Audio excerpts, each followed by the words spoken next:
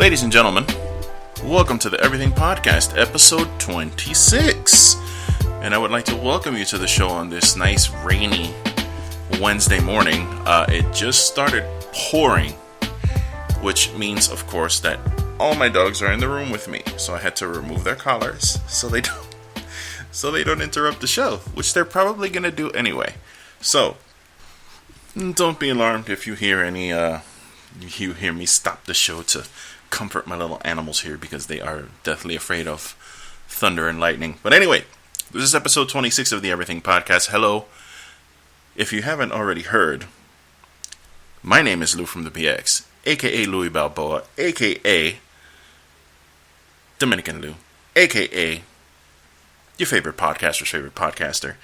And I'm coming to you today live, once again from lovely, rainy Delray Beach, on the 12th of July. And first things first, I want to thank you all very much for the downloads, the tuning ins and the logging ons that you've been doing, the streamings and the likes and the follows and all of the good stuff. I would really like to individually thank everybody, but it's getting to the point where it's a lot of you. So thank you all very much for showing interest into the show and helping it grow. Shout out to the podcast network. Shout out to the Starting Five. Shout out to Get It Off Your Chest. Shout out to Key Flight Crisis. Shout out to the Outright Hustle. New podcast on the scene, worthy of your attention. Check them out. Outright Hustle Radio. And, dude, things are moving and growing, and it's all very exciting. And, yeah, good things coming. Good things growing. Good things showing.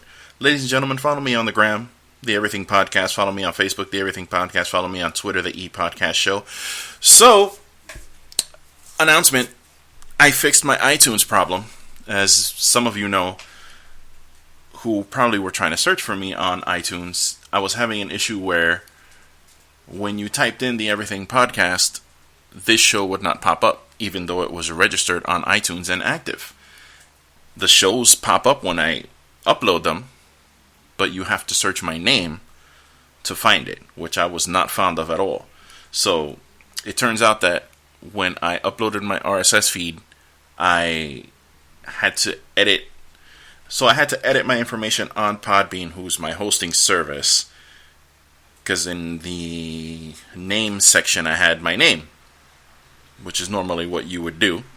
But it turns out that when you submit that into an RSS feed, it takes that information and sends into iTunes as the show name. So I had to change everything to Everything Podcast, Everything Podcast, Everything Podcast, so that those three words attach themselves to my show. So now, when you type in the Everything Podcast, boom, guess what?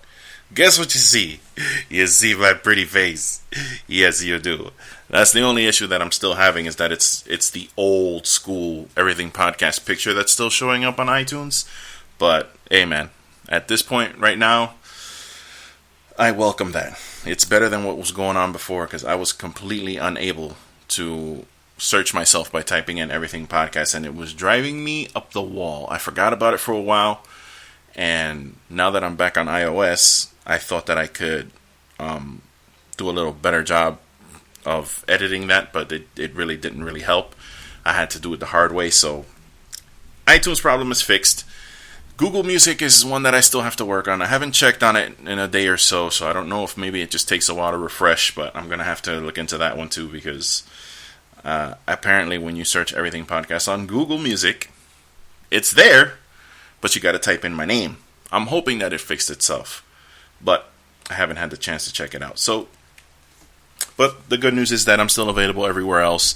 iTunes, Google Music, Stitcher, Podbay, Podbean, Podcast Addict, every pod.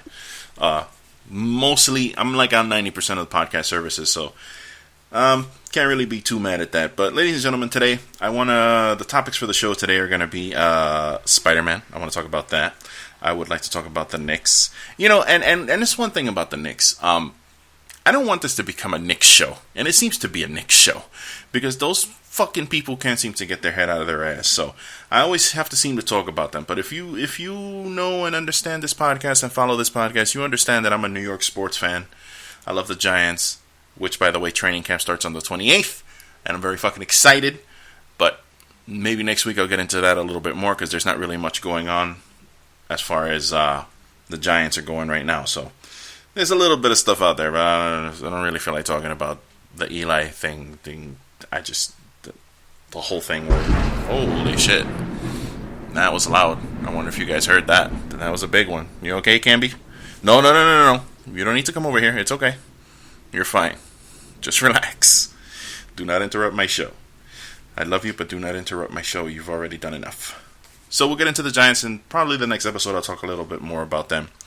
But besides Spider-Man review and the Knicks, I'm probably going to get into some McGregor Mayweather news, and I'm going to talk to you about this story that happened in Virginia with this KKK, but I'll get into that a little later. Real quick, I just want to hit you guys up with some stuff that's been going on lately that I didn't have too much to say about, but I did want to get into. Somebody has been defacing the Prodigy mural that's in Queens. Now, somebody went and they made a mural for Prodigy, which is fucking dope. It's actually the same picture that I posted on Instagram where he's got his hands crossed in front of him and it says Mobb Deep. Somebody did a mural up in graffiti on this building. Not a building, on a store. And some piece of shit has been defacing it, putting blood on the like, not actual blood, but like a red blotch of paint on the mural. They fixed it once. It happened again. And then now they've decided to permanently take it down so this can stop happening. I just want to say to whoever is doing that, you are a piece of shit. And I hope something terrible happens to you. I don't really want to wish that on anyone, but you fucking suck for doing that, bro. There's a fucking nice mural. It's a beautiful mural. You know, he wasn't Malcolm X or anything, okay? It's not like he was Martin Luther King or whatever, but yo, we have heroes. Everybody has their own heroes, and you don't know what, you know, Prodigy meant to the person who actually did that mural. He was just wanting to show respect. That's something that the city does. That's something that happens in the you know, in the inner city. Motherfuckers, talented motherfuckers who want to go and make these things, they take their time to do it, and then some idiot comes and just disrespects it. So, you know, a big fuck you to whoever defaced that mural. We have a squirrel girl. Ladies and gentlemen, the new Warriors TV show that's going to be on Freeform they've casted a bunch of people, but none of those people matter. What does matter is the Squirrel Girl casting. If you don't know, Miliana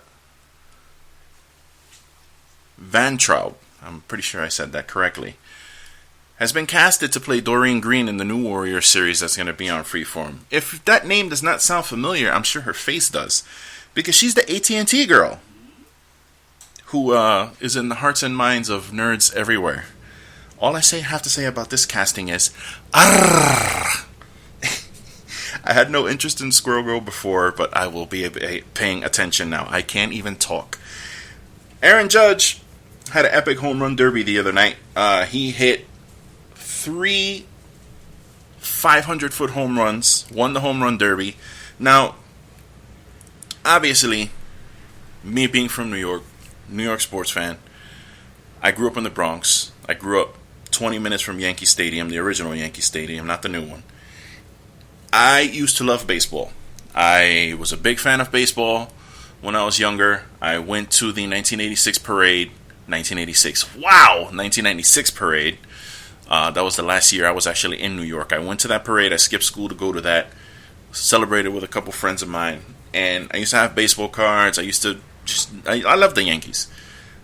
As I moved away from New York, I kind of got away from baseball, because even before I left New York, as I got older, basketball kind of took over for me, even over football. I was mostly a basketball head when I was in New York. That's all I would talk about. That's all I would read about.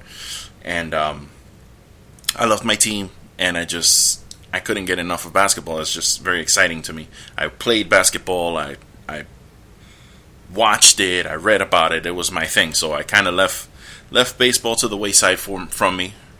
And football was there, but I wasn't paying as much attention to it as I did. At that time, I was actually a Jets and a Giants fan, whereas now I'm just a Giants fan. But I'd be remiss if I didn't mention Aaron Judge. He's sweeping the league. He's doing big things. He's been hitting home runs like crazy. He's been smacking them. There's a slight chance he could be Triple Crown winner this year, but that's probably not going to happen. But he definitely came through in the home run derby. He was. It's kind of it's kind of cool when everybody's like, oh, if he gets in it, he might win it, and he fucking wrecked it. He put on a show. One of his home runs that he hit was 513 feet. How the fuck do you hit a baseball 513 feet? So yeah, he's on point. He's doing his thing. He's plays for the Yankees. He's got the Yankees in good position. They had a little bit of a losing streak in the last month, but there's a chance they could make the playoffs. And if they do make the playoffs, it'd be good for the city. So I'd be remiss if I didn't at least mention your boy Aaron Judge. Congratulations on winning the home run derby. Keep representing New York. I'm not gonna sit here and pretend like I'm the biggest Yankees fan, but I at least wanted to shout them out. Iraqi Prime Minister declared a win over ISIS after an 8-month battle with a renegade ISIS group. 8 months of fighting. That shit is crazy to me. I just wanted to throw that out there. I don't even know what else I can say about that. And finally, this little quickie. Gotham actor Donald Luke's daughter was found safe after she went missing. Now, this is a weird story.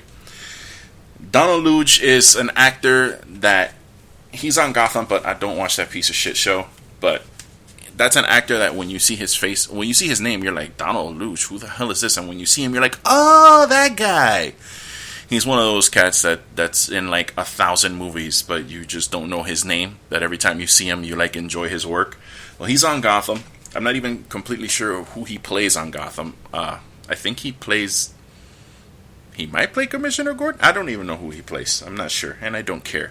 But takes nothing away from the seriousness of the situation. His daughter, and it's a weird story because there's not a lot of information. It's like you don't really know what happened.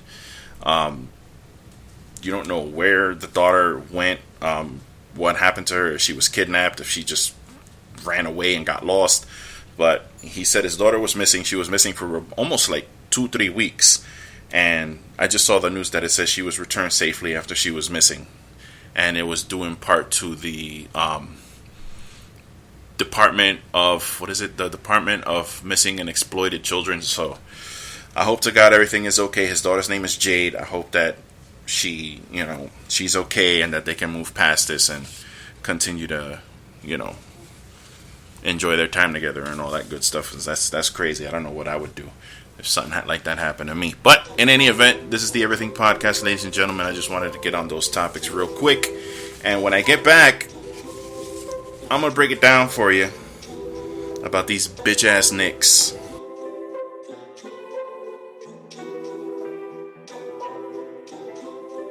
Purchase your tracks today.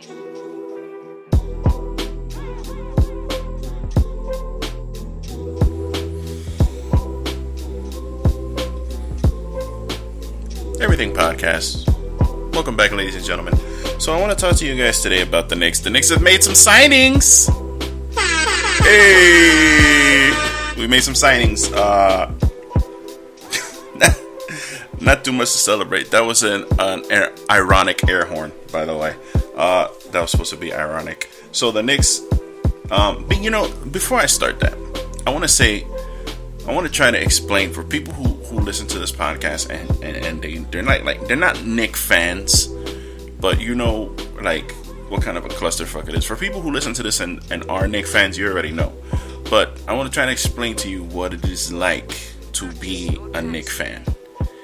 Have you ever been like really, really, really, really thirsty and you go and you're at home, or maybe you're driving and you see like a 7-Eleven or something, or some Speedway, and you go in there and you're so thirsty, you're like, your mouth is dry, and you're like, damn, like a Coke right now will be, and you go in there and you get that big ass cup and you go to the soda machine and shit. You put it down, you put a little bit, not too much ice, because you don't really like a lot of ice in your drink. Like you hate when you go to like the fast food restaurant and of your choice. I prefer Wendy's. But you hate like when you go there and you ask for a large drink and fucking the whole cup is filled with ice. And by the time you drink your drink, all you're left with is ice.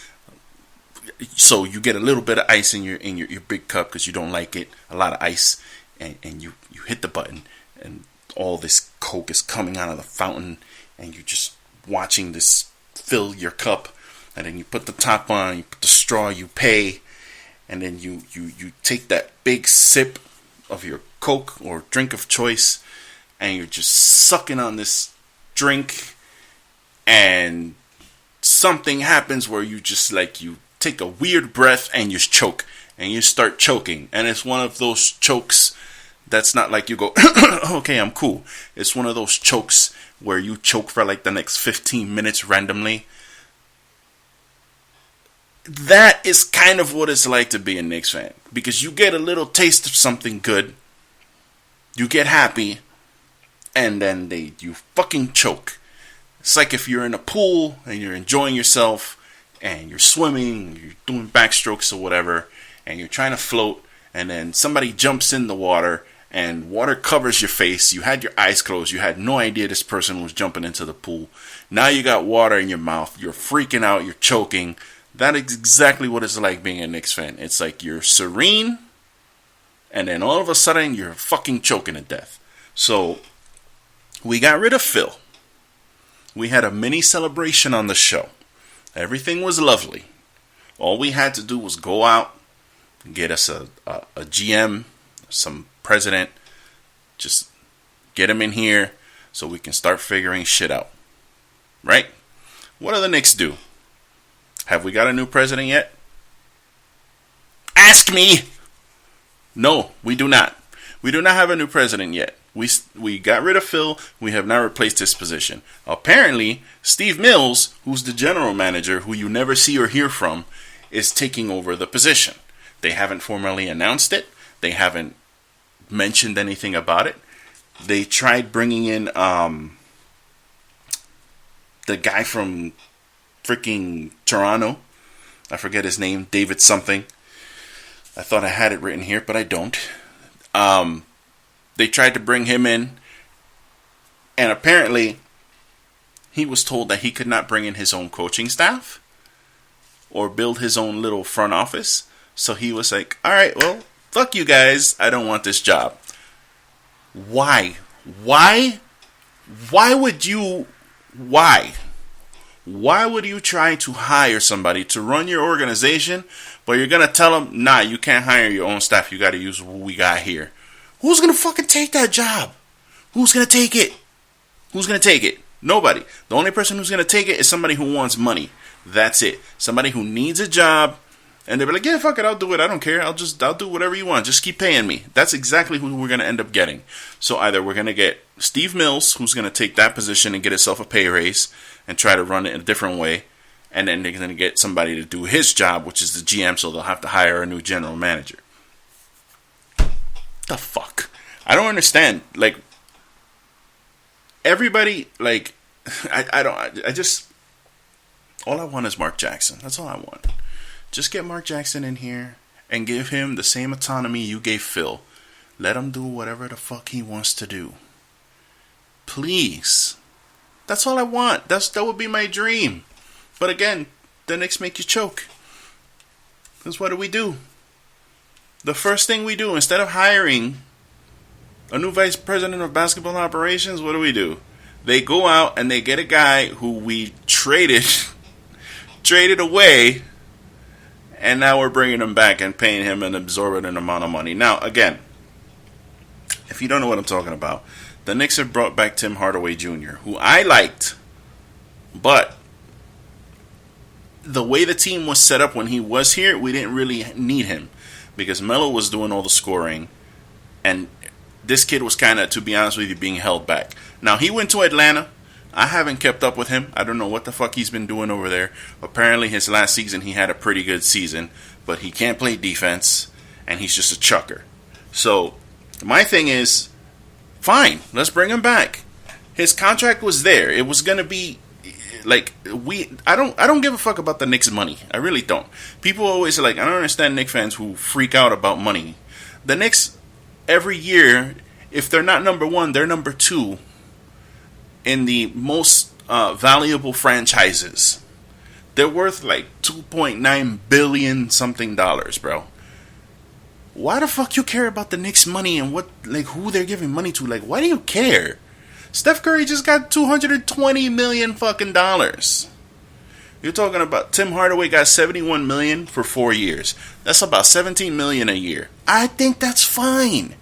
It's up to the Knicks to spend this money. They gotta spend it. So, fucking just, that's who they want to bring in. He's young. He can score. He's 23 years old. He's gonna be here for fucking a while. Until maybe they get rid of him again. I don't know. But my thing is, they brought him in because to me, it looks like they're gonna get rid of Melo. Which that's still ongoing. Supposedly there's rumors that they're working on a deal to Houston. But him and his people are keeping it very hush-hush, which that's neither here nor there. Because I don't think anything at that level can be really hush-hush. Because somebody wants to break the news. So it's going to happen. But Nene, who plays for the Rockets, tweeted a picture of a photoshopped Carmelo Anthony in a Houston Rockets jersey. And he wrote in the caption, "I can't wait to see this. I can't wait to be like it was in Denver." Why would you do that? That all but solidified for me the fact that Melo's about to be out.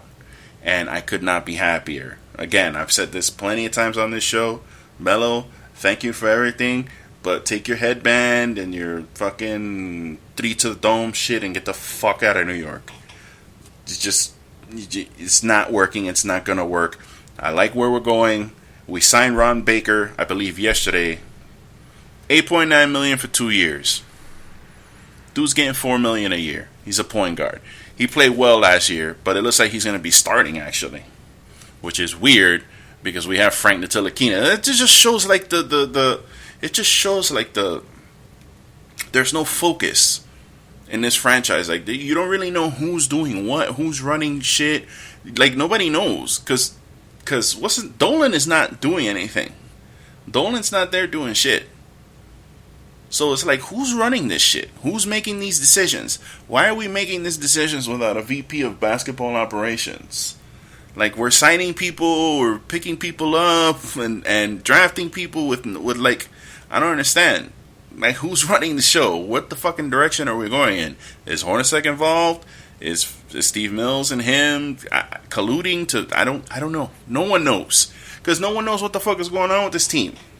No one has any idea. They had the press conference for Tim Hardaway Jr. Steve Mills didn't even show up. And he said he wasn't coming. He's like, nah, I can't go. I'm not going to be there. How are you not there? That's your guy. You just signed him to $71 million. And you don't go to the press conference? Really? This shit is crazy. Then at the press conference, Tim Hardaway Jr. is asked about Melo because, of course, everybody has to fucking ask about Melo. What's Melo think? What do you think about Melo? Do you think you can play with Melo? Do you think you want to play with Melo? Should you play with Melo? Do you think Melo's going to get traded? It's like, it's my press conference and y'all motherfuckers are asking me about Melo. Really? So he says, what can he say? Because him and Melo got along pretty good when he was here. And he said that, he'd love to have Melo here. That's another guy who can score at will. How could you not want to play with him? Yada, yada, yada, blah, blah, blah. All the shit that you're supposed to say. That's basically what he said. So, aside from that, that's what the Knicks have been up to. And it just, all the pundits and all the reporters and all the naysayers and all the, the talking heads on sports radio, they're all shitting all over the Knicks. And as well they should be. Because there's no reason not to. The fact that we re-signed THJ, I'm cool with it. I don't have an issue with it. I'd like to see him back in uniform. I can't wait to see him playing. Young guy, athletic dude, doesn't really get hurt. He could work on defense. That's something that can work on. That's hustle. If they want to make it his team, because we're not going anywhere. What the fuck does it matter whose team it is? We're not going anywhere. We're not going to. We may make the playoffs, but that's just indicative of how bad the East is. But there's really no reason for us to try to be winning right now. Like, I don't understand Knicks fans. They're like, why didn't we sign this guy? Why didn't we sign what's this guy's name? Drew Holiday. Bro? This team is not trying to win right now, nor they should be. I feel like I'm repeating myself every single time when I talk about this fucking team. There's no reason why we should be trying to build any kind of team to do any kind of damage in the playoffs. Right now, we need to be building up young guys, getting them in there playing as hard as they can, and see where it goes. See who fits, who doesn't fit, and keep adding. That's it. Because we're not beating the Cavs. Damn sure we're not beating the Golden State. I don't even think right now, if we played in the playoffs, we're not going to beat Boston. We're not going to beat the Cavs. We may beat the Bucks, but who knows? Atlanta's rebuilding.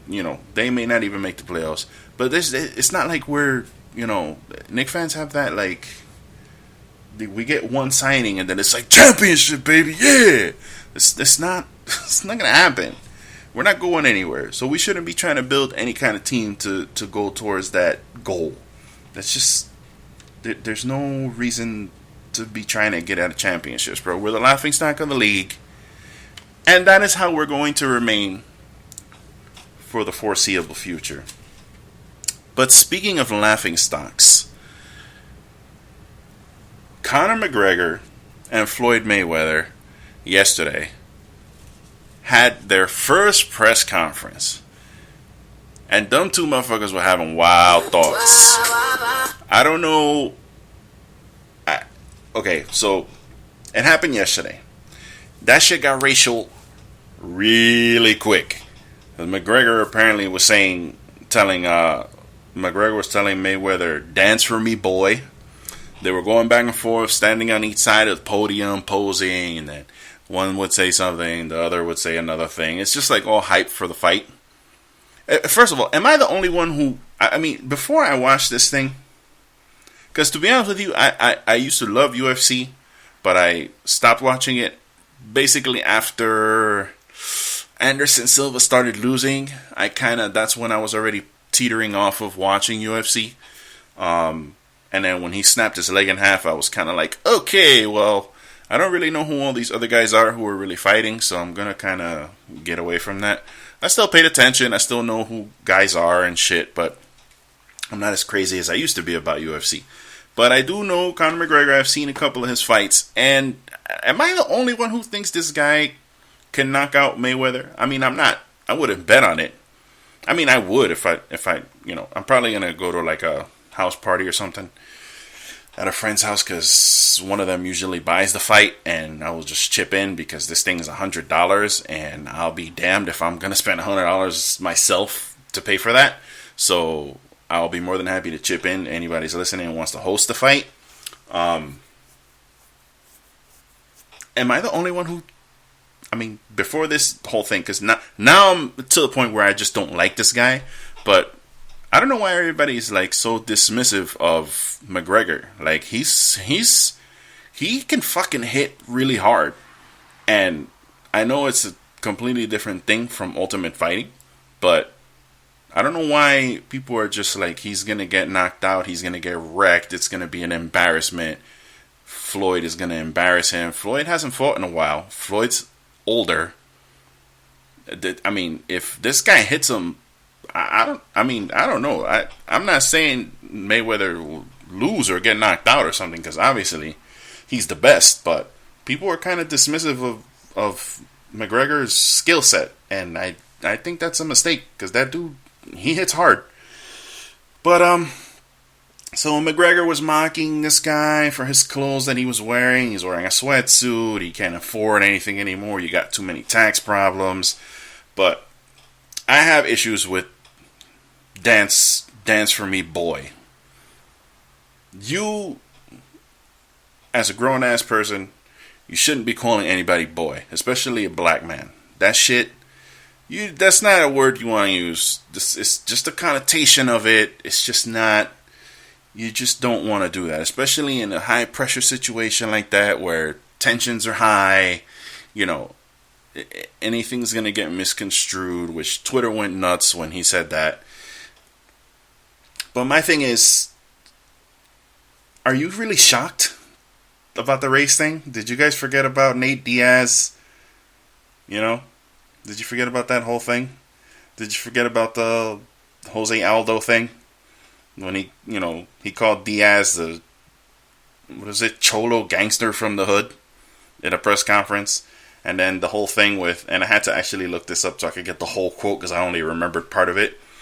But when he told Jose Aldo, he said about him, because he's from Brazil, I would invade his favela on horseback and would kill anyone who wasn't fit to work. But we're in a new time now, so I'll just whoop his ass instead.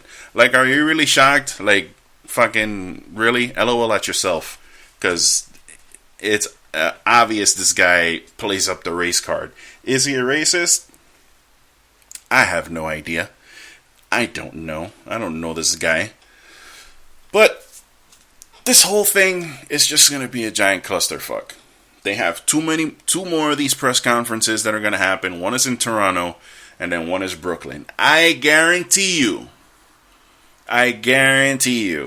the one in Brooklyn, they're going to fucking get close enough together where they can grab each other, and there's going to be a punch or two thrown.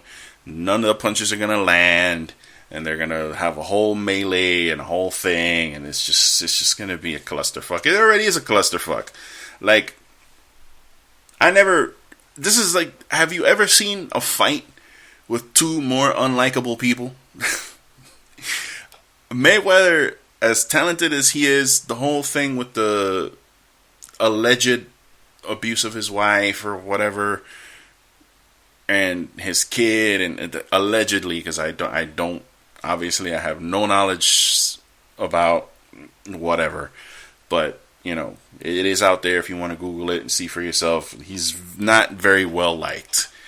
And McGregor, after watching this thing and watching him act like that and saying, dance for me, boy, and then Floyd stepped to him, and then he changed it from boy to son.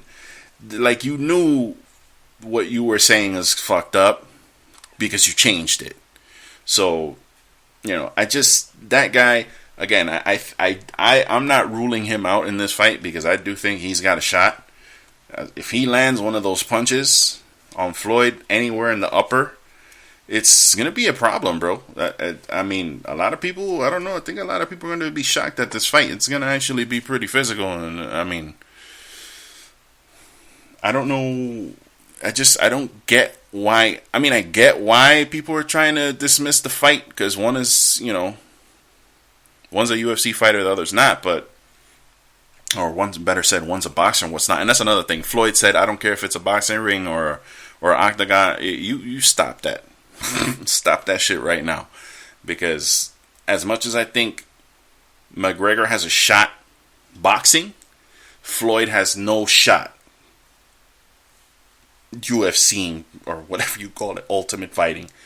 If this shit was the other way around, it would be the same. It would be the same thing. The people would be saying Floyd's gonna get killed. I don't know what he's doing. I don't know what he's thinking, because it's two different things. And but for me personally, I think McGregor has a shot. That's just me. I've watching some Floyd. I've watched him in there. He beat. I watched this fight earlier. Him whooping the shit out of somebody. I don't know who it was, dude. I never seen dude before, but it was one of his fights. He's undefeated, so he's undefeated for a reason, because he's the best. But I'm not gonna sit here and write off McGregor. I mean, I like him. I mean, I think much of him personally, but I'm definitely not gonna write it off. So I'm gonna go ahead and pick McGregor. And when I go to whatever place that this is, I'll put a friendly bet down just because it's fun. Because I really don't care either fucking way. It don't really matter to me. This is all a show. This is a lot of boxing.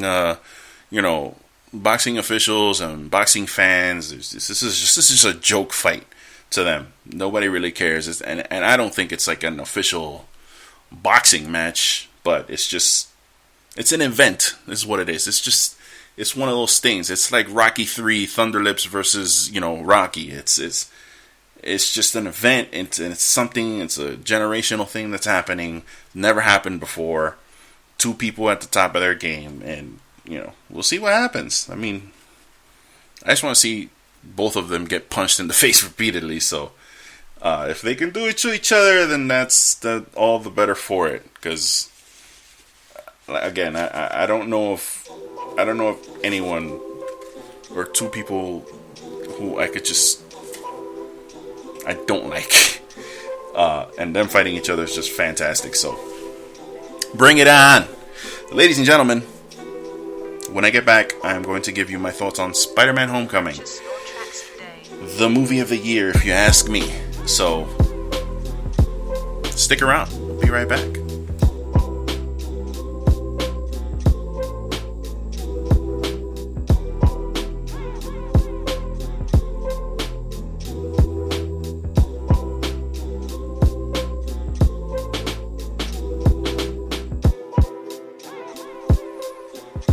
Yeah, I like this one. I'm gonna go ahead and not even fade this out. Everything podcast. I'm gonna go ahead and talk right over this one. So, Spider-Man Homecoming, guys. This is my movie of the year right now. Still fresh in my memory. Still thinking about it. Me and the wife still having laughs about it. It's one of Marvel's best movies. I definitely want to watch it again. There was a lot of callbacks in this movie. A lot of little things that they had, a lot of little characters here and there sprinkled throughout the movie. You got to see Mac Gargan. You got to see not Electro. Sorry, you got to see the Shocker. You got to see Scorpion. Not physically see them like in their comic form, but the actual characters were in this movie. At least their their alter egos trying to build up into what they actually become. You got to see Betty Brant. It's just Tom Holland. This kid definitely, he embodied everything about the character. Because on the cartoons, on the newer cartoons, they tend to go with a younger Spider-Man. And in the comics, they still kind of go with the older Peter Parker, but on the shows, it's always the younger one. And this guy, like, you could tell from Civil War that he was like ready to play it. He knew what he was doing. He was doing little quips and all that while he was fighting. And just his performance in this movie as Spider-Man, for me, is the best one that there's been. You know, everybody loved Tobey Maguire. Well, not everybody, but most people loved Tobey Maguire when he came out. But you gotta understand that those movies, when they dropped, there was no Marvel Studios. Marvel Studios was not producing the movies they're producing now. The standard has been raised exponentially for these movies now. You cannot just put out any piece of shit anymore. If you have rights to a Marvel, if you have rights to DC, if you have rights to whatever, Valiant, Mirage, any comic book property, you can't just shit out anything. You gotta step your game up. As DC can tell, you know, Batman v Superman is it's a lot of conflict with that movie. There's a lot of people who hate it, a lot of people who love it, and a lot of people who think it's a piece of shit. A lot of critics. And I think, we'll find out, because I don't want to say I think they've learned from their mistakes, but we'll find out when Justice League comes out if they've learned from their mistakes. But Marvel, it's incredible that these people have put out all these movies and none of them are bad. There's not one Marvel movie that's bad. Not one. You cannot. Anybody who says one of these movies is bad is like either you're. And I don't want to judge anyone either, because everybody has their own taste. But looking back at like the X-Men movies, the old Spider-Man movies, the old Daredevil movie, the old Punisher movie, when those came out, I was very happy with them. I loved them. I wanted to buy them when they came out, and rewatching them now that I have Marvel Studios films is like torture.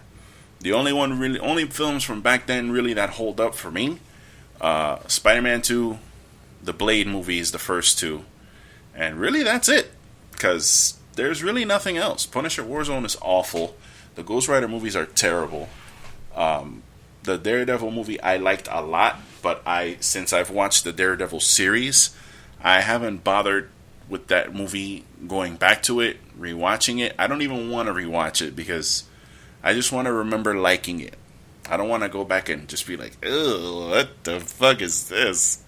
I don't even want to go there. So you have to understand that if you're putting out these studios that are putting movies out now, and especially those who have the Marvel, the rights to some of these Marvel movies, like for instance, the X-Men franchise, they've stepped it up. Not perfect yet. Logan was pretty phenomenal, but we'll see what happens with the next X-Men movie. They seem to be getting a little better. Well, the last movie was terrible. The Apocalypse, that shit was fucking awful. But Days of Future Past was pretty good. And, Fantastic Four was not a well-received movie. It's got one of the lowest Metacritic Rotten Tomato ratings that there has ever been. And even the older movies by Tim Story, I'm not really a fan of those movies. I think they're pretty corny. And it's Fox, they were just crapping things out. So, they all got to step their games up. And it's just amazing to look at the Marvel movies and to love every single movie that's come out. Not just through fanboy eyes, just because of the quality of the movies. And you could tell that watching Spider-Man, there was love from Marvel in this movie. I was telling a friend of mine that there's, in the theater that I went to, they had it's a Cobb theater. So, there's Cobb, there's Regal Cinemas, and whatever. So they all have different little things that play before the movie. Let's go out to the snack bar and all that other bullshit. So we went to see 3D IMAX, which, by the way, there's absolutely no need to see this movie in 3D IMAX. If you want to, you can, but there's nothing that really stands out for me about it that I can go, you have to see it in IMAX. Like Guardians of the Galaxy for sure, Star Wars for sure. Those movies were great in 3D IMAX. This one I was just kind of like, it didn't hurt the experience, but at the same time, like, I could have just saw it regular. But at the beginning, there was, there's like a roller coaster thing, and there's like a popcorn flies at you, and a fucking drink, and candy and shit. Well, that's what they play for all the movies. And then in this one, they had, you hear the Spider-Man swing and the Spider-Man web shooting, and he's like shooting webs at the popcorn and things like that. And little things like that were like throughout the movie. And then at the beginning, when they show the Marvel Studios, the little logo, where the flip page logo, it was playing Spider-Man theme song from the 60s. Little tiny little things like that. It just showed how much love Marvel has for the character, and how, they knew everyone was excited about Spider-Man being in the MCU, and they did a fantastic job of just completely putting this kid and this character in the movie and adding him to the universe. Michael Keaton. Many of you aware of Michael Keaton as Batman, Birdman, Beetlejuice. He was fantastic in Multiplicity. He's been in tons of movies. This guy is, he can be funny, he can be serious. I loved him in The Other Guys. He just, in this movie, his character, he plays the Vulture. Fan-fucking-tastic. Everything about that character. When you first heard the Vulture was cast, you were like, man, you look up you Google like Vulture, and the first thing you see is that Mr. Burns-ass looking old man with the hunchback and the bald head and the long nose and the green spandex suit with the wings, and you're like, oh man, they're gonna do this? Like, how the fuck are they gonna do this? But I gotta tell you, with everything that's happened in MCU so far, they took the Chitauri weapons, the remnants of the battle. It all played a part here. How these junkers basically collect all these pieces, and then they use that technology to make weapons to sell, to provide for their families. And he was basically the head of this group of junkers who were paid to clean up the wreckage, but were taken over by a government-controlled damage control group who took over, kicked them out, even though they had a contract to clean everything up. So they stole these parts, they had cleaned up from previous nights. They kept the parts, and they had someone on their team who turns out to be the Tinkerer, which I didn't even think about. The Mad Tinkerer, creating all these weapons and things using this technology, and just his portrayal of this character, he made it his own. It was completely different from anything I know. I don't know if this is how the Vulture is in the comics now.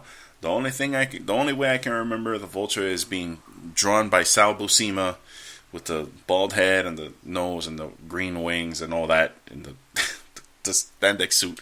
That's how I know the Vulture. I don't know if this is how the Vulture is now, but between his outfit, the way he looked with the bomber jacket, with the fur, and the goggles and the mask and the wings and the sound and just everything about it, his presence on screen, his attitude, how he portrayed the character, fucking phenomenal.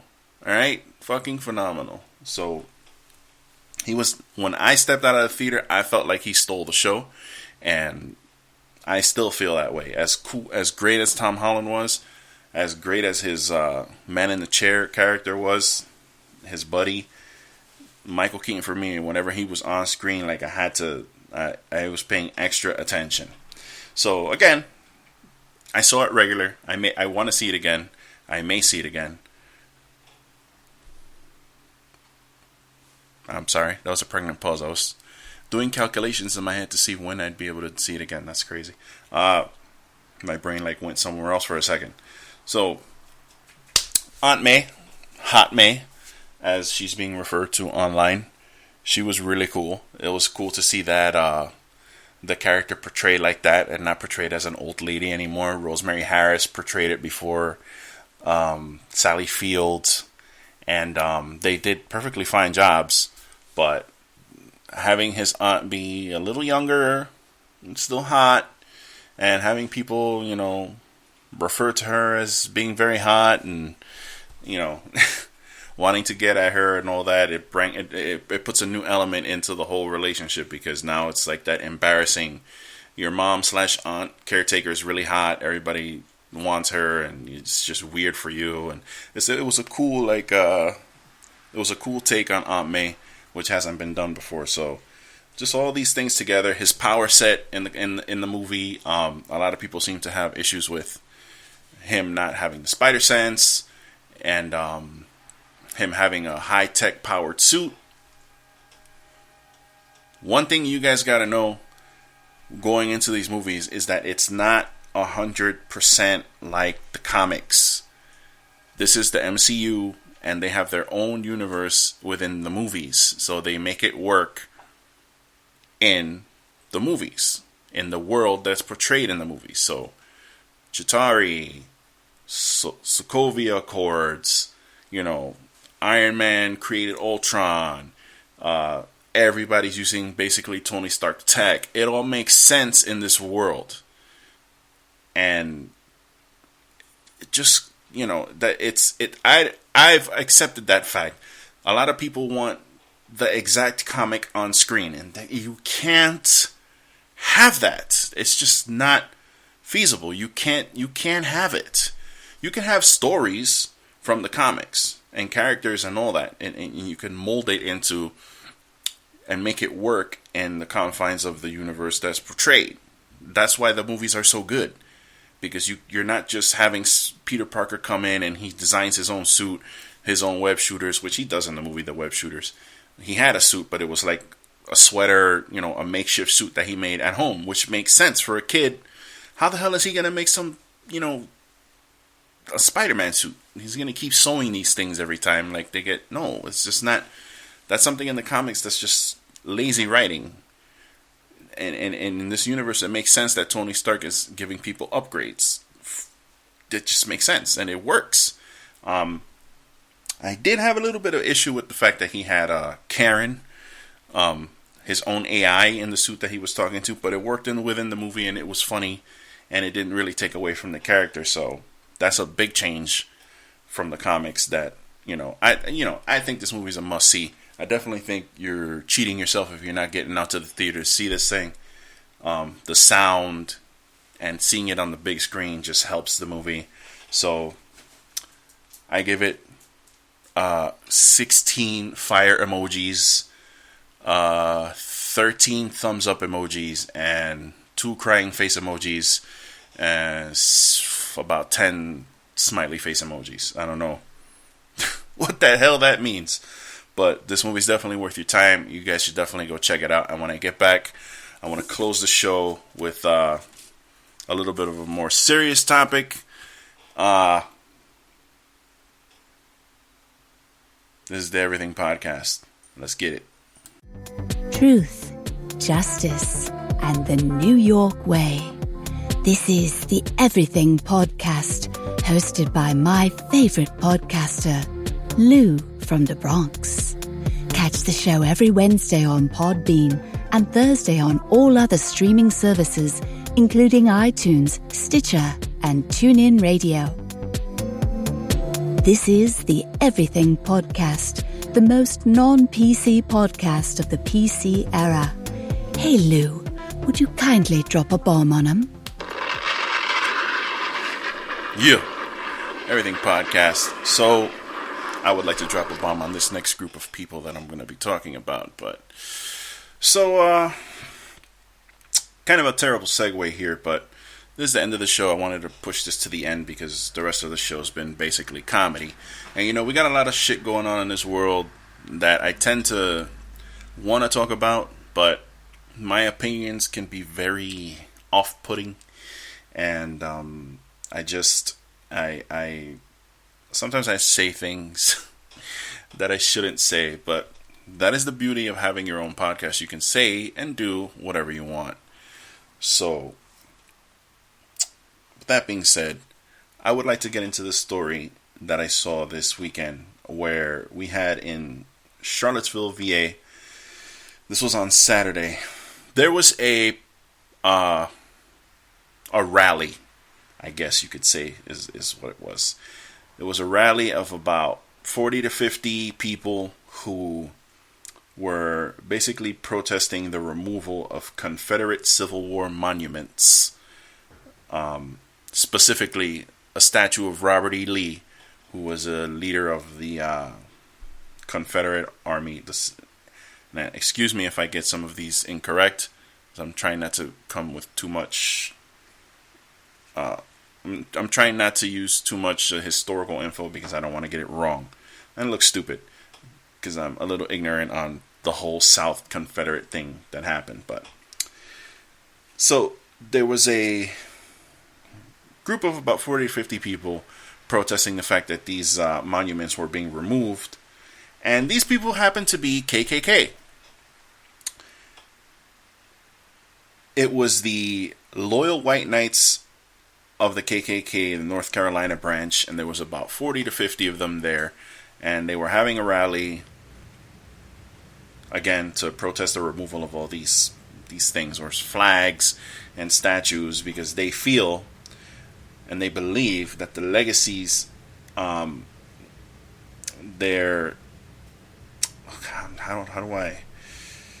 I put this? So these things are believed to be legacies of like slavery, oppression, and racism. Okay, so a lot of people who are ashamed to have this represent their states in the South. I see a lot of it here because I'm in the. I wouldn't say I'm in the deep South because there's a lot of Hispanic people here, but depending on where you go in Florida, you'll see some of these people who have this belief with the Confederate flag and what it stands for, and not saying that they're all part of the KKK or whatever, but a lot of them tend to be. So, these loyal knights of the KKK, what they said was they wanted to take a stand for their Southern history and oppose those who are trying to erase white history and our great culture. So, what ended up happening is that news of this got out that they were going to do this. So these 40 to 50 KKK members were met with over 1,000 protesters who did not want them standing there and trying to, protest the fact that these things were being removed. So it was basically a protest against a protest, which is bugged out. So about 1,000 people showed up, and these guys were trying to chant white power. They couldn't even be heard because they were having things shouted back at them. They were trying to march down the street, and these 1,000 people from the town and different parts of the outer state made like a chain where they held hands and they wouldn't let these people through. And then the police had to get involved. Now, luckily, there wasn't like any kind of, I think 22 people were arrested because they did not want to disperse. Because this is the thing. I'm just going to call them the White Knights. I don't want to keep saying KKK because it just gives me the fucking heebie-jeebies. These White Knights were lawfully protesting. Like they filled out whatever the hell they had to fill out, and they had police there and then the police are not there to like protect them. The police are there to make sure that everything goes smoothly, whether they don't do anything or somebody does something to them. Now, this can be any group. Any group can do this, stage a protest. As long as you have proper clearance or whatever, you can do that. That's what makes this country great. You're free speech. You have the right to assemble peacefully and say and do what you need to do. So these people, these White Knights, had a lawful gathering, and these other people, the people who were against it, the 1,000 or so townsfolk who showed up to try to disrupt this thing, were just kind of, they were just quote unquote bystanders. So they weren't part of the protest. They were like trying to protest the protest. So what ended up happening is that because these people didn't want to disperse, they were hit with tear gas. 22 people got arrested. Luckily, it didn't really get too out of hand. The mayor urged citizens not to take the bait, not to go there, go to another part of the city and have like a gathering of the, of like-minded individuals and celebrate the city instead of doing that. A lot of people did that. A lot of people decided, you know what, fuck that. We're not going to get involved. We're going to go over here and we're going to do this town thing and get together as a people. Obviously, 1,000 other people felt a certain kind of way, and they went to go face the KKK head on. Now, as much as we have the right to free speech and everything, I fucking hate the KKK. They're fucking all... Oh, man. So I'll give you a little... The reason I wanted to get into this story is because I'll hit you with a little bit of story time. I wasn't going to do this, but when I was in high school, when I was in New York, I was a teenager. I lived with my mom, all my life. My brother moved to go to college upstate New York, which is Albany, Schenectady, Troy, what's the other, Waterville. So all these little towns that are in upstate New York, they're kind of all connected. It's the Tri-City. I have great memories of that place. Somewhere in the back of my head, in my heart, I kind of wish I could just still live there, because the good memories outweigh the bad memories. But my brother moved up there to go to college, and then when I was about, if I can remember the age I was, maybe when I got out of junior high school and I graduated in 9th grade, that had to be, I was 14, 15 years old, or something like that. He had the idea to ask me if I wanted to move with him up there and go to school. That way I could get a quote unquote higher class of an education and not have to worry about being shot in the face living in the city. Now, looking back at this decision that I instantly said yes to, I don't want to say I regret it, because, you never want to regret anything that gets you where you are. You know what I mean? you make choices and you deal with them and you learn, and it makes you who you are. So I can't say that I regret that decision, but I do a little bit. And I don't hold anything against anyone. I wasn't forced to go up there. I wanted to go up there. I wanted to get out of the city. I wanted to try something new. I wanted to be a new person. I was tired of being poor. There's a whole bunch of reasons why, as a kid, I made that decision. But I don't think I was in the right mindset to make that kind of decision.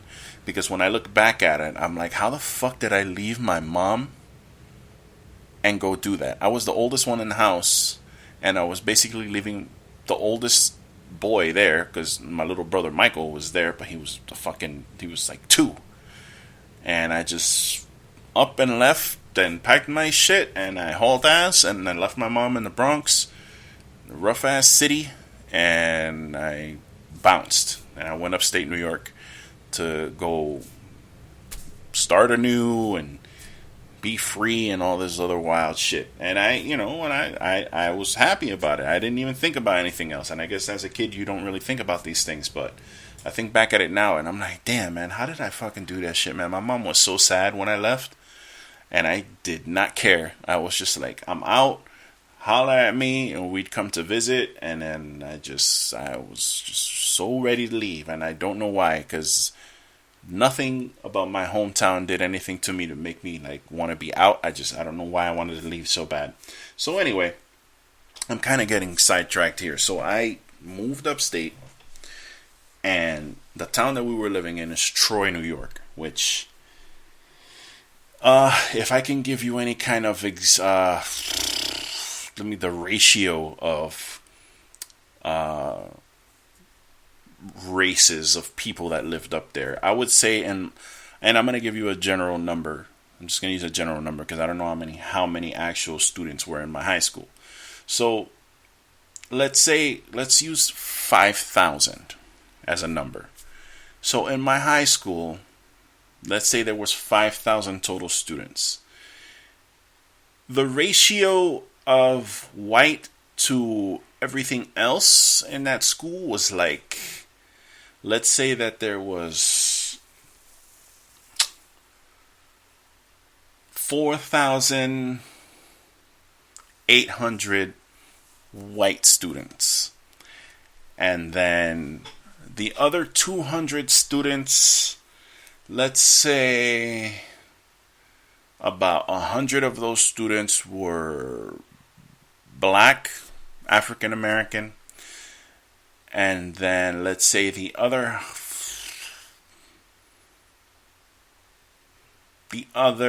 50 students maybe were Hispanic, and I mean like Puerto Rican, Dominican, Ecuadorian, Peruvian, Honduran, Mexican, every Latin race. There was about 50 of us. And then the other 50 Indian, Asian, what else? Everything else basically was the other 50 students. So I was basically going to a white school because where I was living was primarily like Anglo. Not that, nothing wrong with that. It's just, it is what it is. It's, I was in a white area.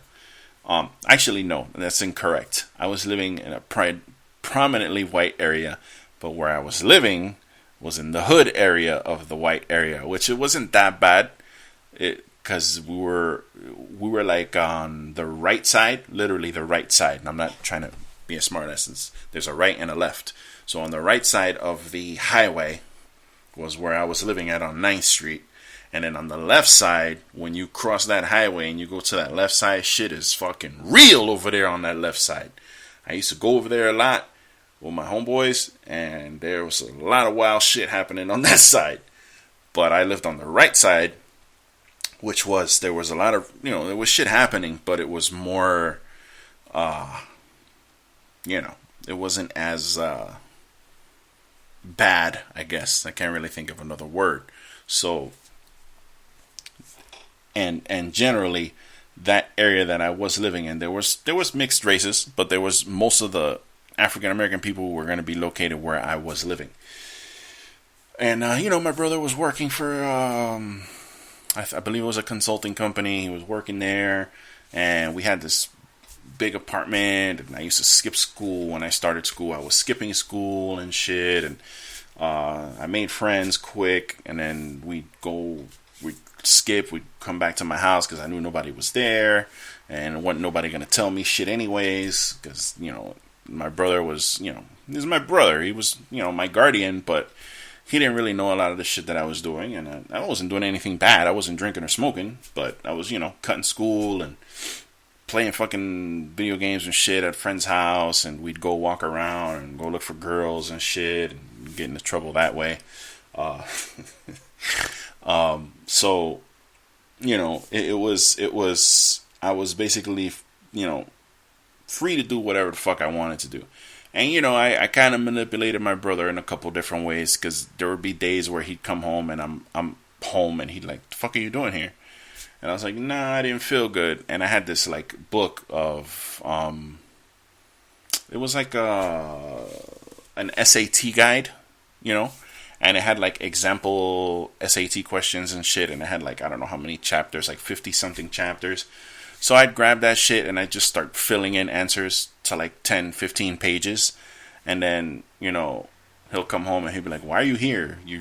What are you doing here? You're supposed to be in school. And I goes, nah, I didn't feel good. I didn't go. But, it's not like I was here eating shit. Look, I did all these pages while I was here. But I just couldn't go to school. I had diarrhea. I had nausea. I had whatever it was. I just didn't want to go. So one day, being at this school, I was skipping, and I was hanging out with my friend Jones, who tall black kid, light skinned black kid, funniest dude you could ever meet. Me and him instantly, once we met, and I don't even remember where I met that dude. I'm trying to figure out what class we had together where we met, because people would not put us in the same class together. We would just fucking make fun of everything. Oh man, I wish I could remember what class it was that we met in. I can't remember. I really don't remember at all. But me and him became instant friends. We go to lunch together. We had our own little clique and shit. Of all the outcasts and losers and whatever, who, we didn't consider ourselves like outcasts. We just considered ourselves like definitely different, and we weren't like unpopular because people knew who we were. And I had a lot of problems in that school. I went through a phase where I was a bully and all that. But when I had first got there, I was kind of quiet, kept to myself. Then I made a couple friends, and we just all hung out. We had our own little group, and we did things together. And one day we were skipping, and one of our friends, his name was T. He was a Jamaican kid, and he had these fucked up braids. He was quote unquote Casanova of the school. He, his stupid ass was trying to holler at this white girl, and he wouldn't stop talking about her. Like, he wouldn't like leave her alone. I think her name was Katie, and he wouldn't stop. He wanted to like fuck this girl so bad, and like he was consumed by it. And I was like, all right, like, we get it, yeah, whatever. And this girl wouldn't give him the time of day, and it turned out she had 3 brothers, right? And these 3 brothers just happened to be Nazis. They were straight up Nazis. They wore Nazi armbands. 2 of them weren't even in our school. One of them was in our school. His name was Brian, if I remember correctly. And Brian was a Nazi, but he was quiet. Like, he never, I didn't even really know dude. I seen him around. I didn't know anything about him being a Nazi or none of that shit. But apparently he was very racist. Because from what I heard later on, people had problems with this guy. So this girl, Katie, had 3 brothers. I don't remember what the hell the names of the other brothers were. And we were skipping. So we left school at like 6th period or something like that. And then we see T outside. And he's talking to these two big dudes. But something doesn't look right. So it was me, my friend Jones, another friend of ours who I was trying to this whole time remember his name. I couldn't remember his name. We used to call him Big Mac. Because he used to work at Popeyes. And he was fucking huge. This huge black kid. He was a cool dude. He was real funny.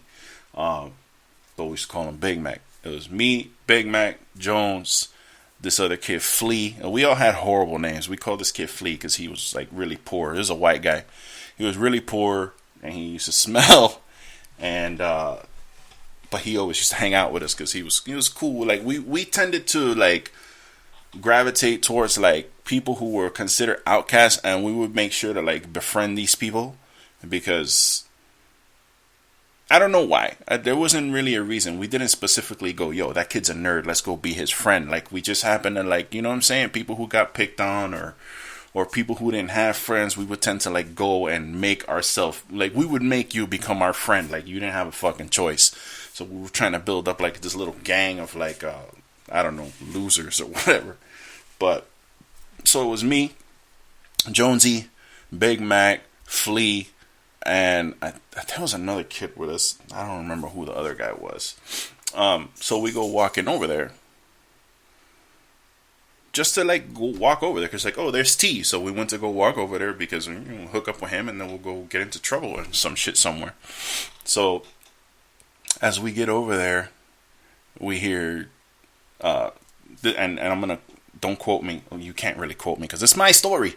But, something was being said as we were walking over there, and then what I heard was, "Yeah, you fucking nigger." So we were like, "Whoa, fuck is going on?" So then T sees us, and the T's the type of person that he's Casanova, but he thinks he's a badass, and you know, he wasn't like the most liked person in my. He wasn't like in our clique. He was like a dude that we knew who was really popular. He got with a lot of girls. He hung out with older kids and shit. He had a big personality, but he would get on my nerves. He actually stole kung fu flicks that I had in my house. And I fucking hated him for that because like you don't come into my house and steal shit. But whatever, that's a whole different topic for another story time. So. Walk over there and we hear, "Yeah, you fucking nigger." So T sees us coming over there, and I guess he gets brave because I don't know what was going on before we got there. But he sees us, and then, you know, a fracas ensued after that because then he's like, yeah, and he pushes one guy, and then he gets into a tussle with the other one. And they try to jump him, and then we run over there. Fuck is going on? Fuck are you doing? We pull T up off the floor. And then these dudes are like, oh yeah, you motherfuckers think you're tough, you motherfuckers. There was a lot of motherfuckers being thrown around. So, you know, we got into the little fracas, nothing really happened, you know, some pushing, some shoving, some curse words being thrown back and forth. And I had never seen these two guys before. I didn't know who they were. It turns out that they were the, you know, where I'm going with this is that they were the 2 out of the 3 brothers of Katie. So I guess they were coming to tell T, like, leave my fucking sister alone, you know, whatever. So then we get together and we're just chilling. Now, there was where my school was, which was Troy High School. There was across the street was a college, which is the college that my brother went to. Now at the time he was already done with college and he was working. But I was working. Was I actually working there yet? I don't remember. I was working at the dining hall with Jones, but I think this was before that happened. Because we used to just go there and hang out all the time because they had a food court. They had a main room where you could just go and watch TV and eat your lunch or whatever. And nobody really messed with us because we always looked a little older anyway. So I don't know if it was because of that, but I can't ever remember being kicked out of that place. So we used to hang out there all the time. And we'd go over there and try to mac college girls. And we went over there basically after that happened because we were going to go somewhere else. But we were like, let's go get some food, yada, yada. And we were talking about what happened.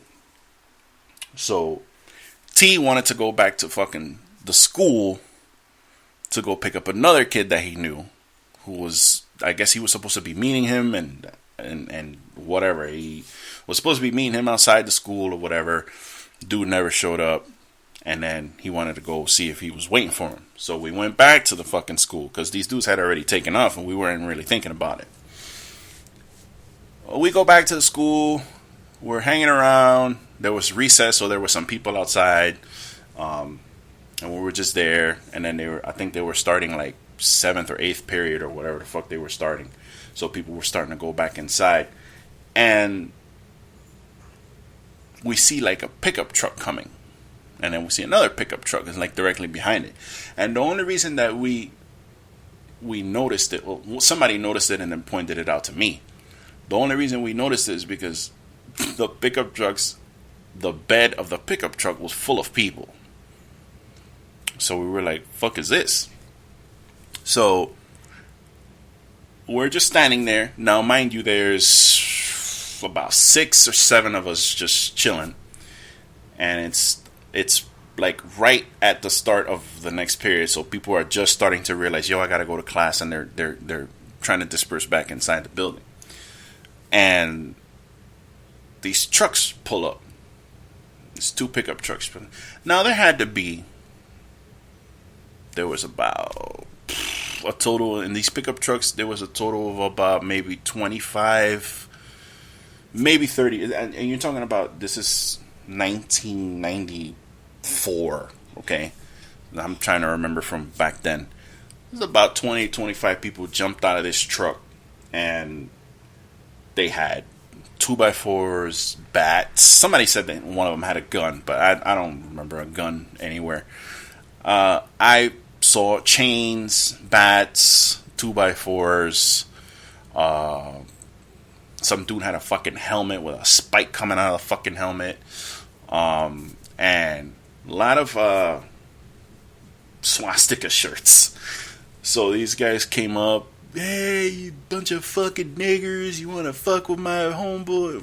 They didn't say him homeboy, but it's like, hey, you want to fuck with my friend? You want to fuck with my brother? Blah, blah, blah, blah, blah. So these dudes showed up to a high school. I don't know how many of them attended the high school. I don't know how many of them graduated or whatever, but the 2 guys that we saw earlier were there with a bunch of other motherfuckers. So all these Nazi motherfuckers came to the school to pick a fight with us. Now, we just had the perfect fucking timing of having to get back to the school right when these guys showed up. So, of course, a fucking huge brawl breaks out right in front of the school. And we're all there throwing punches and kicking people, and I'm trying not to get hit or stabbed or whatever. Because I'm a lover, not a fighter, guys. Come on. And, you know, it's basically like you know how you see 2 people about to fight and they're just constantly like sizing each other, like, yeah, come on, yeah, come on, you want to fucking go? And then one guy pushes another guy, and then it was just a big show, is what it was. All right, because then you had a bunch of other people run out from the school. We had this guy Willie Mack. Never forget his name, because we always used to like. He was a funny dude. He had a funny voice. He was on the football team, and this dude was never alone. And he was a senior, big dude. So he ran out with a bunch of big black dudes. They came over like, "Fuck is going on?" And then that's when the fucking melee started really hitting the fan. Then teachers' aides and all these people started coming out, and they called the cops, and the fucking news was there. So we got into a big racist fucking brawl at the school. And one thing I remember about it was the next day, I was cutting school again, and interviewers were... actually, it wasn't the next day, it was the same day. The fuck am I talking about? The news people were there, and they were interviewing people. And I, of course, wanted to be on camera, like a dumbass. So I'm like, yeah, that was crazy, this happened, da-da-da-da-da. I was on TV and shit. And then the next day, when I was actually in class, I believe it was social studies class, my professor was like, oh, where were you yesterday? Oh, I saw you on the news. You were right in front of the school during my class. It's like, fuck.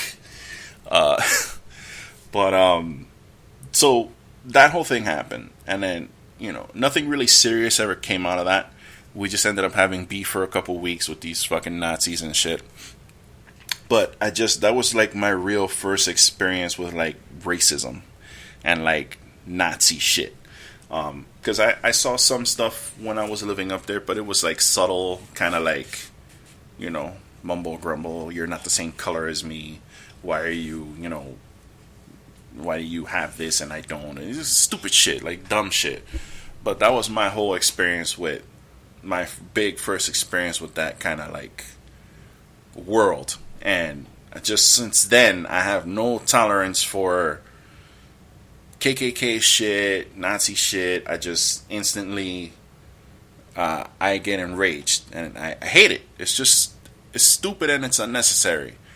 And, yeah, you have the right to assemble, and they were assembling lawfully, but I just wanted to applaud these 1,000+ people who showed up to show these motherfuckers that they just can't say and do whatever the fuck they want to do. You can't just fucking go and scream white power and support these things that have these connotations to it that refer to slavery, that refer to times in this country where black people were not treated humanely.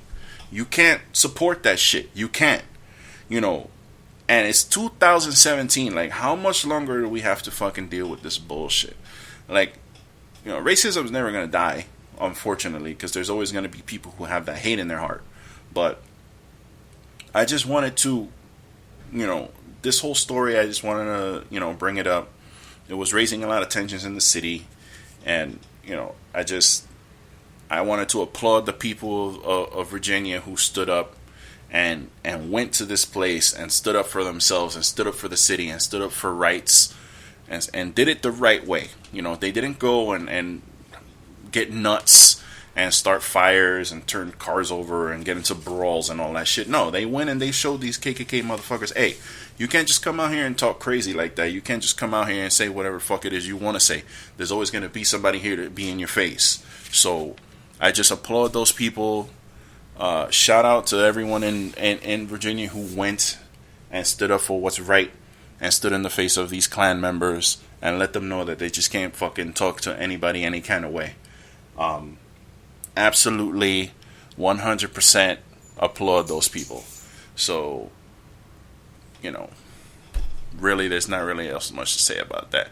So the KKK, I would very much like to drop a bomb on your fucking face. If I could, take that shit. You racist, hate-mongering motherfuckers. You can all eat a dick. You can all kiss my ass. I will have no part of you or your organization. You can all go fuck yourselves. And that is my hot take for today. Ladies and gentlemen, this is the Everything Podcast. I hope you enjoyed this episode. I enjoyed doing it for you. The story time was an impromptu thing. I wasn't really gonna get into that, but that's what this podcast is for. And I kind of lost sight of the fact that I wanted to get personal on this podcast, and I kind of got into the fuck shit of it, where I like to talk about other things and deflect from myself. But this is truly what it's all about, is being personal and giving you a little bit of me, which was the original thought of starting this whole thing in the first place. So anyway, sorry guys, this is the Everything Podcast. I am Lou from the BX, your glorious host, and I will be back next Wednesday to bring you all some more truth, justice, in the New York way, and only the way that I can. So ladies and gentlemen, enjoy the rest of your day. Check out another podcast. There's plenty out there for you to listen to. And I am out. Peace and love always.